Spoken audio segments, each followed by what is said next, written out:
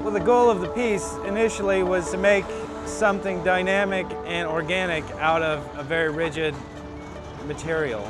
I listened to audiobooks the whole time that I'm carving, and one of the books that I was listening to was called Basin and Range. It's a book by John McPhee. It's about, I want to say John McPhee, anyway, about geology. And in the book, by the same title, Basin and Range, he says that the summit of Mount Everest is made of marine limestone, meaning that it was at one point underwater.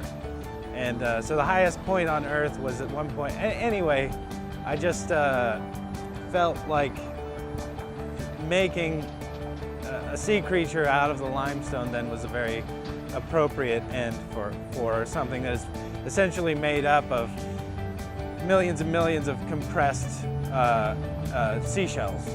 So Apollo's Scorn, the story goes that Apollo's lover was guarded by a white crow while he was away.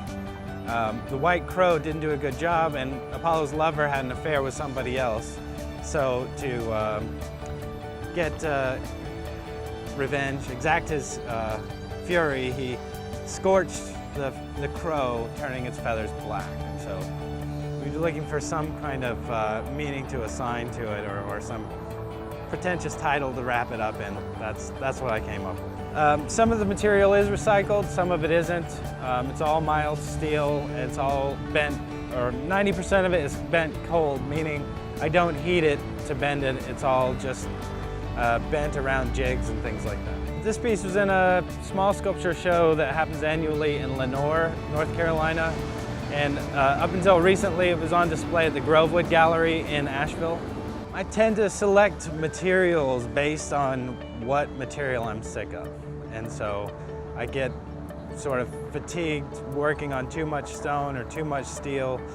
When I'm carving stone, I'm covered up in respirators and using loud equipment that's a lot of impact. When I'm welding steel, I get burnt a lot, and I'm breathing a lot of bad fumes. And so to give my body a break from one, I switch to the other.